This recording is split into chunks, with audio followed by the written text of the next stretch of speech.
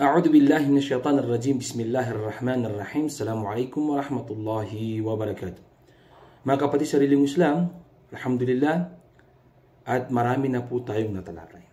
Sa mga oras na ito, dahil malapit nang dumating ang buwan ng Hajj, ang ating tatalakay na mga paksa ay patungkol sa Hajj, insyaallah subhanahu wa ta'ala.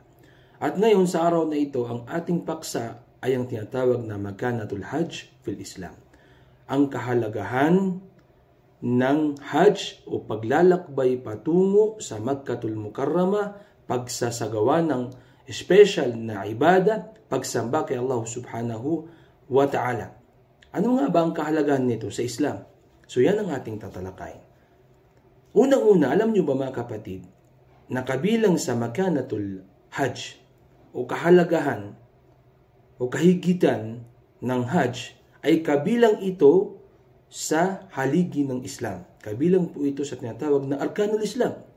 Nakuha na po natin yan dati. Sinabi ng Propeta Muhammad sallallahu alaihi wasallam, ang Arkanul Islam ay 5. Okay? 5 ang haligi ng Islam. Una rito, Shahadati an la ilaha illallah wa anna Muhammadar Rasulullah wa iqamis salah wa ita'iz zakah wa sawmi Ramadan أو حج البيت من استطاع إليه سبيلا أو كما قال رسول الله صلى الله عليه وسلم. Kabilang ang pagsasagawa ng Hajj o paglalakbay patungo sa Makkah upang magsagawa ng mga pagsamba kay Allah subhanahu wa ta'ala sa haligi ng Islam. Ngunit meron itong mga kondisyon at inshallah matatalakay po natin ito. Okay? At alam nyo ba, sinabi ng Allah subhanahu wa ta'ala sa banal na Quran, وَلِلَّهِ عَلَى النَّاسِ حِجُّ الْبَيْتِ مَنِ اسْتَطَاعَ إِلَيْهِ سَبِيلًا. Para sa mga tao, inutos ng Allah subhanahu wa ta'ala sa mga tao na sila ay maglakbay sa lugar ng dalanginan. Saan ito? Sa Kaaba. Saan matatagpuan ang Kaaba? Sa Makkah, upang magsagawa ng mga ibada, magsagawa ng mga pagsamba kay Allah subhanahu wa ta'ala. مَنِ اسْتَطَاعَ إِلَيْهِ سَبِيلًا. Sa mga taong may kakayanan, may pera, tandaan po natin yan, meron siyang magandang kalusugan, at marami pang mga kondisyon. Inshallah, magiging paksa din po natin yan. Ngayon, ang ating tinatalakay ang kainaman o kahigitan ng tinatawag na Hajj o paglalakbay patungo sa Makkatul Mukarramah upang magsagawa ng isang malaking pagsamba kay Allah subhanahu wa ta'ala. Nabanggit din ng ating mga ulama na kabilang sa kahigitan o kainaman ng Hajj. Alam nyo ba, ng Propeta Muhammad sallallahu alaihi wasallam sa Hajjatul Wida, sa huling araw na siya ay magtatapos na sa kanyang pagsasagawa ng Hajj.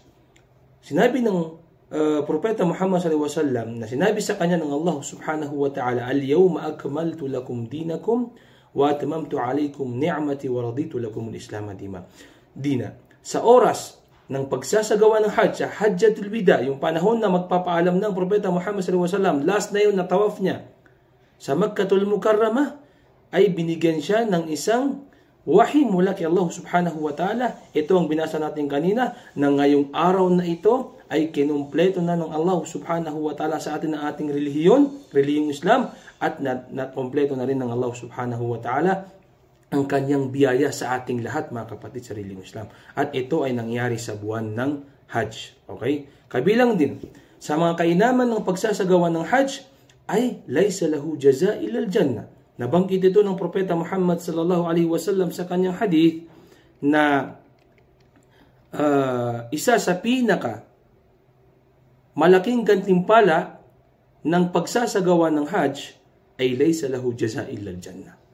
Al-hajjun mabrur laysa lahu jaza illa al-jannah, o kama qala Rasulullah sallallahu alaihi wasallam. Ang taong nagsagawa ng Hajj at tinanggap ito ng Allah subhanahu wa ta'ala, o tinatawag na hajjun mabrur, ito ay may gantimpalang paraiso. At alam nyo ba, tinanong ang Propeta Muhammad sallallahu alaihi wasallam, suila sallallahu alaihi wasallam an afdalil a'mal.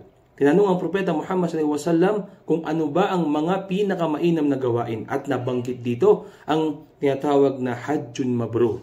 Okay? Kabilang dito ang hajjun mabrur o ang hajj na katanggap-tanggap, ang hajj na tinanggap ng Allah subhanahu wa ta'ala. At kapag ito ikaw ay nagsagawa ng Hajj, naglakbay patungo sa Makkah at tinanggap ito ng Allah subhanahu wa ta'ala, kabilang ito sa pinakamainam na gawain. So mga kapatid sa reliyong Islam, marami pa pong mga kainaman ang Hajj at inshallah madidiscuss pa po natin iyan. Biidnillah. Assalamualaikum warahmatullahi wabarakatuh.